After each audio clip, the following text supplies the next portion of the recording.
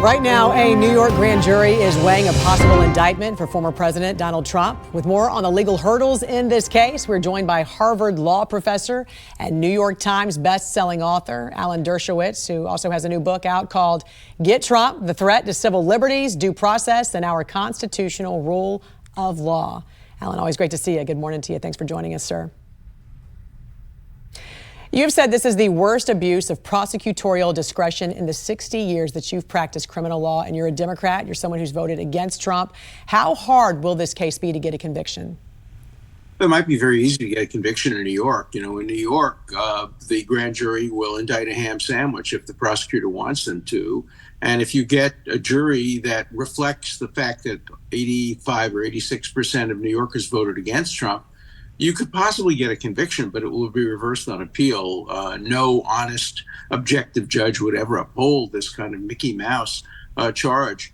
There's not even a misdemeanor here, because for it to be a misdemeanor, he has to have failed to disclose the actual reason he made the payment. In other words, what Bragg is saying is he should have written in his records the $130,000 was paid to a porn star to shut her up and to avoid having my wife, children, and business associates learn that I had an adulterous affair. Well, if that were required of everybody, nobody would ever pay non-disclosure money. It's never happened before, so there isn't even a misdemeanor. And then to turn it into a felony, you have to get into Trump's mind. You have to say that the only reason that he disguised the payment as legal expenses was to get elected president, not to avoid disclosure to his wife, his family, or his business associates. They won't be able to prove that. It doesn't make any sense. So is the only evidence the DA has right now from federal convict Michael Cohen and Stormy Daniels? And if the statute of limitations has run out, what are they going to do? Talk about the legal challenges for the prosecution. Well, the statute of limitations is a barrier. 2 years for a misdemeanor, 5 years for a felony. Their absurd argument is, we couldn't find Donald Trump to indict him and serve him. We didn't know where he was because he wasn't in New York. Duh, he was in the White House, and everybody could see him. And you don't need to arrest somebody to toll the statute of limitations. All you have to do is indict him. And he'll be indicted, for example, this week, but he won't be in New York. So what's the difference? It makes no sense at all. So the statute of limitations should be a complete barrier to prosecution for either of those charges. But again, this is New York, where judges are elected, and they're elected by the same people who voted against Trump by 87 or so percent.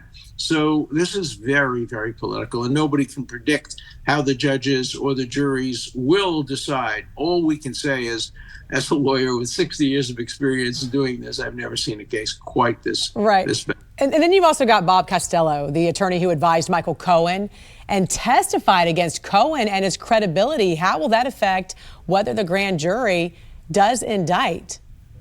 Well, if it were a grand jury that really had exercised its own discretion, they wouldn't indict. You remember that Costello, they didn't call him. He volunteered to come to tell the truth. And now I think it's very difficult for Bragg to use Cohen as a witness. It's so clear Cohen doesn't know the difference between truth and lying. He said he would do anything to avoid going to jail. And now he went to jail because of Trump, so he'll do anything to get even. So nobody can believe him. And I think it would be a grave ethical question for Bragg to use him as a witness, knowing that he's very, very likely to lie. So I think Bragg has two choices. One, to try to make the case without him, maybe through Pecker and other people who were involved in this sordid transaction, or drop the case. But I don't think they can use Cohen as their star witness. If they do, it will raise ethical problems. It will also play into the hands of the Trump defense team. They're going to make mincemeat out of him on the witness stand. Do you think he's really going to drop this case at this point? I didn't think he would 2 days ago, but after Costello, he has to be thinking hard about that.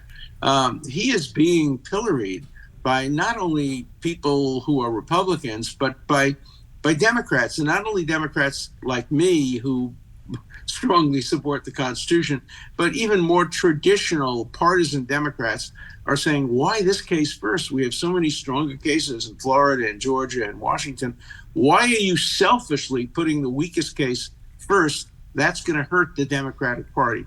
So there's pressure on Bragg to not do this. Remember, he submitted to pressure previously. He had earlier said no, he was not going to prosecute, and 2 of his people quit the job. And then more pressure came on. You know, he got contributions from George Soros. Maybe he fears that those contributions would dry up unless he indicted Trump.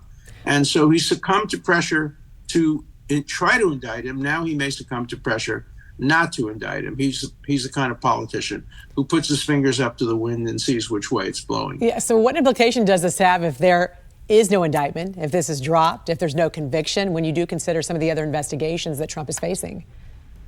Well, I don't think any of the other investigations hold water at all.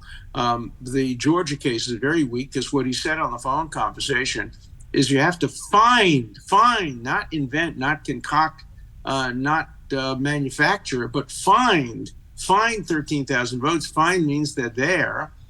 You just have to look for them. That's the dictionary definition of find. As far as the Florida case is concerned, it'd be hard to indict Trump without also going after Biden and Pence. And the Washington, D.C. case is very weak because he said in his speech he wanted people to protest peacefully and patriotically. And that's not an incitement to violence, and it's protected by the First Amendment. So I think there's a lot of smoke here. And in my book, Get Trump, I document each of the 4 cases, and I show why none of them hold water. There's a lot of smoke, but I don't think there's any fire. And if there is a fire, it was set by arsonists. It's not a legitimate fire. And very quickly, if the former president is indicted, what happens next?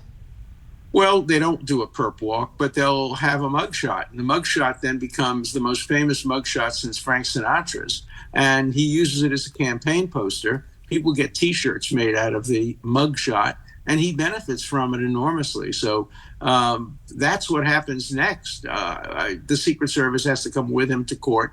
The judge will set bail, and he'll continue to campaign. And then 6 months from now, there'll be a trial. Harvard Law professor and New York Times bestselling author Alan Dershowitz.